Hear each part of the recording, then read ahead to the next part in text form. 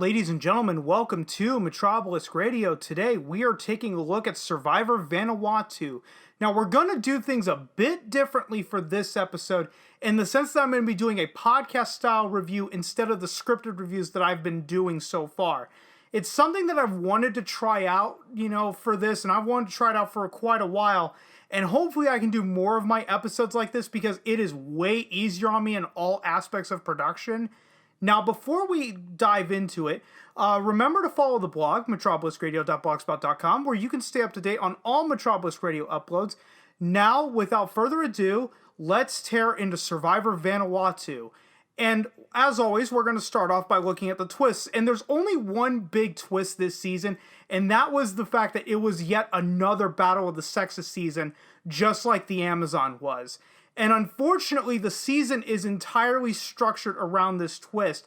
And it's not like that this twist really plays to the location like it did in the Amazon. At least in the Amazon, there was historical context in the sense that, yes, in the Amazon, there were tribes of all women. The only difference in Vanuatu is, because the men and women are treated differently in Vanuatu society, so let's just split them apart.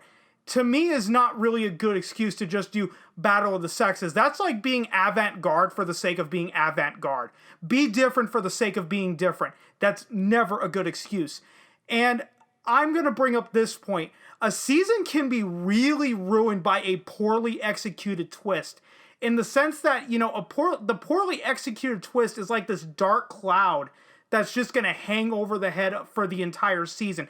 Now, sometimes you can crawl out from under it, but other times you really can't, because if the twist is going to dictate everything about your season, it's going to affect your cast, it's going to affect your gameplay, it really affects everything, and sometimes not for the better. And speaking of the cast, let's get right into that, and we're going to start with the Tribe of All Men.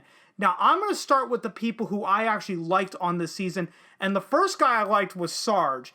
And to me, he was cast to be the next Rudy, but he didn't try to be Rudy. He wasn't trying to be this, overtly, politically incorrect type of guy, just going on and on and on, because number one, Sarge was not old enough to get away with it, whereas, Rudy was at least a 72-year-old man, Sarge was only maybe 40.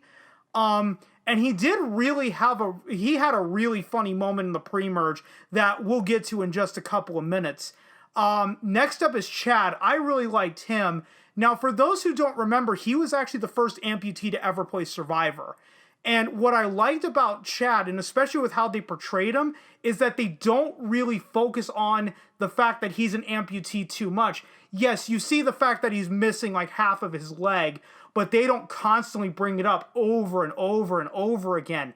If this were a modern season, a season of Survivor post-2012, well, Chad, how do you feel that you represented paraplegics or people that are missing limbs and basically and all the people call them wimpy? Well, Jeff, it was a lot of pressure on me, but I think that I did it very well. Blah blah blah blah blah blah blah.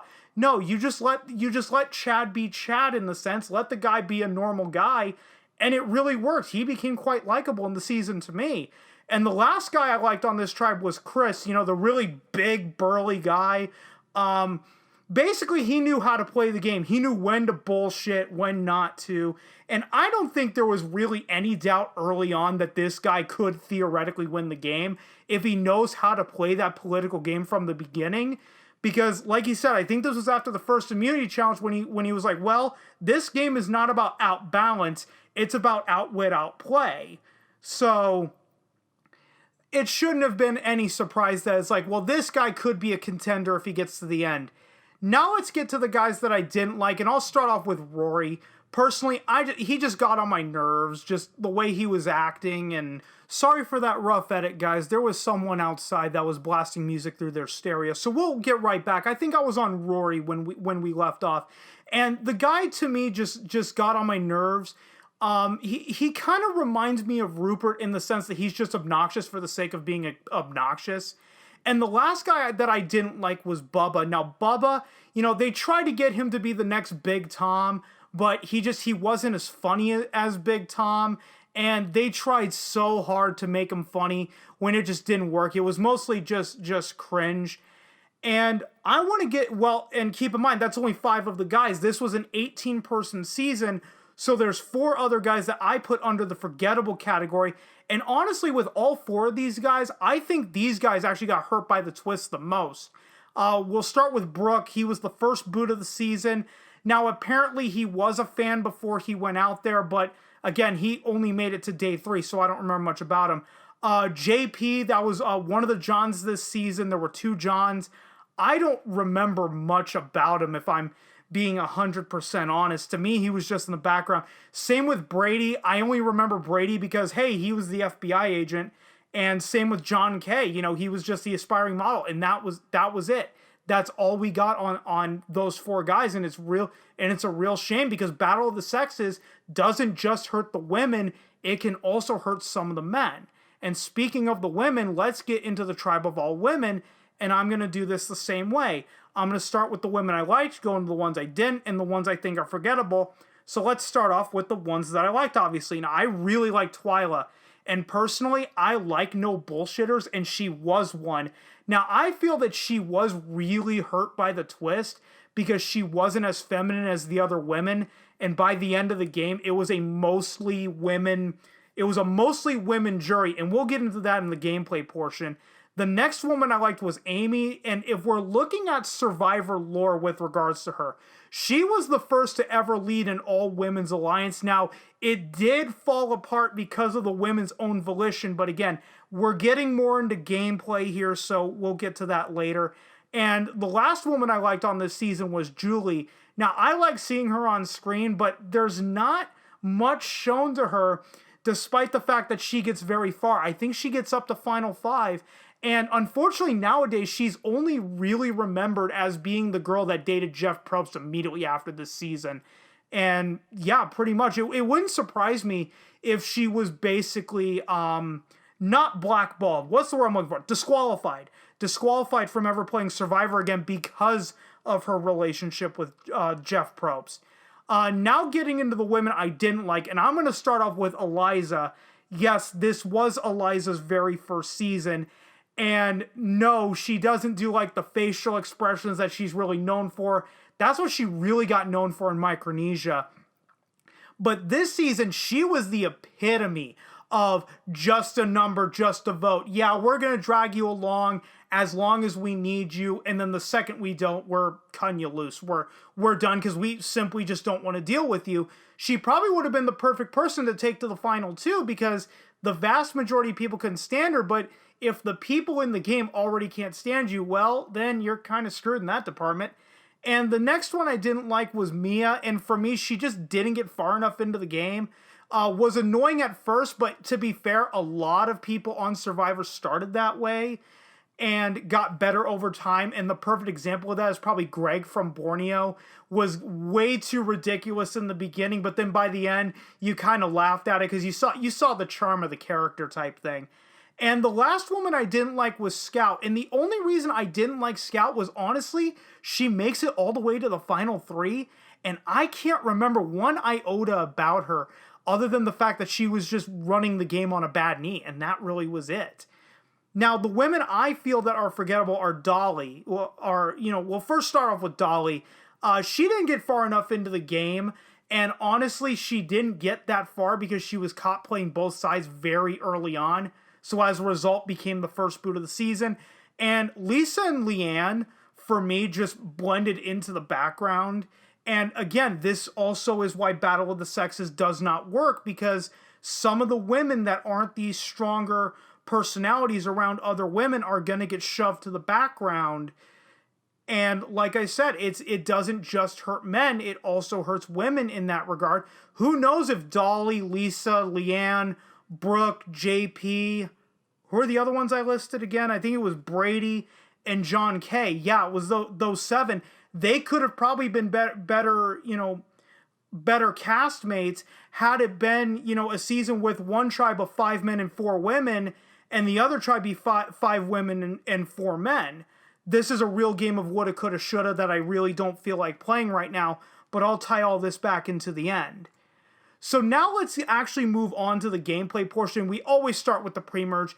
And in the pre-merge for this season, we really saw two things. First thing we saw was the unification of the women.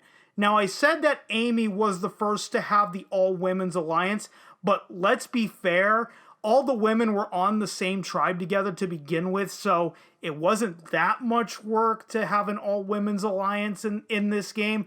The only caveat would be to try to unite all the women, which, I get is a lot harder, but, you can do it. And the other thing that you saw was all the men basically play this game of individualism, all the older guys voting out all the younger guys. And now, to be fair, you're going to act out of self-preservation, but I think this is ultimately what did the men in the long game, because there was only one man left in the game going into the post-merge, and that was Chris. And honestly, before I move on to the post-merge, I do want to bring up the funniest moment in the pre-merge, is when this was after the swap, and Julie was sunbathing nude, and then just gets Sarge to let his ass hang out, and all of a sudden, like, Chad and Chris walk out, and then it's, Sarge, what the hell are you doing? And then all of a sudden, they're all calling Julie a very bad influence, because, oh my god, you got this, military guy to let his ass hang out, ha ha ha type thing.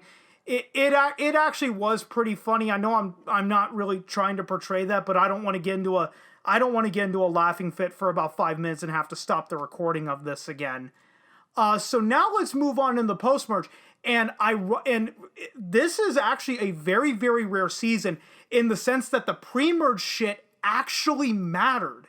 I did say that all the men were playing an individual game or in the pre-merge, and in the post-merge, we see the remaining men get voted off with the exception of Chris. It started with Rory, then Sarge was voted off, then Chad, and then Chris was left in the game at Final 7. Now, this is where the Women's Alliance really should have dominated. However, like I said, the Women's Alliance this season fell apart, and it fell apart for one main reason. It fell apart because of Amy's empathy. They should have voted out Chris, and then that way a woman is guaranteed to win the game. All the men are gone. Because if Chris gets to the end being the only guy left in the game, he's probably going to win on that alone. But all the women wanted to get Eliza gone at that point. So Chris didn't even have to lift a finger to change the tides of the game. He just found, other women that, I think that was Twyla and Scout that wanted to get, Amy and her compadres out. And all of a sudden Chris makes it to the final 2. And beyond Final 7, Chris is never ever a target, which is rare in the game of Survivor. Now let's actually get to the final 2 because I've kind of spoiled it a bit. And we're going to start off with Chris. He obviously won the season. And basically, he played the game up until the very end, did all the political bullshit, like apologizing to Eliza at Final Tribal, which he probably didn't even need to do, but whatever, whatever, play up to it, start stroking their egos, kissing their asses, whatever you gotta do to win the money. I think he would have won simply just based on the fact that he was the only guy left in the game and still got to the end despite the odds. He had the ultimate underdog story. The first time you ever really see this in Survivor is this season right here. And his runner-up, which will be Twyla. And Twyla remained the no bullshit until the very end. And honestly, she did get a couple of votes for it, but she just didn't play the political game at the very end, which I kind of liked her for, but unfortunately, this game about being, kissing people's asses, basically playing the political game, she wasn't going to win the $1 million going into it. And now, my final thoughts on the season as a whole. Honestly, this season was really the one that just got ruined by its twist. And this season marks how it doesn't matter if it's well cast. You can have the best cast on the planet, but you have a poorly executed twist before the game even starts, it's immediately dead on arrival. And you're just hoping and praying to God that it doesn't go up in flames, really, really early, which, in my opinion, this season did. And the only good thing that really came out of this season was Chris Doherty's underdog story. And because of how the season was ruined by its twist, For me, this season falls into that forgettable category. And it is for good reason, because people are going to ask, hey, how was Survivor Vanuatu like? Oh, that was the other Battle of the Sexes season. Oh, yeah? How'd it work out? Well, the Battle of the Sexes shit kind of sucked. And, it wasn't fun. It wasn't fun to watch. Oh, okay, now I know to skip it. And, we'll never know if some of these people would have been great players, because the only two people to come back into Survivor from the season were Eliza and Amy. There probably could have been a couple of more, but again, if the twist is really bad, that will affect your cast no matter how well it was cast, and it's even going to affect the game entirely, and you're just hoping and praying to God that it doesn't go up in flames as much as it did.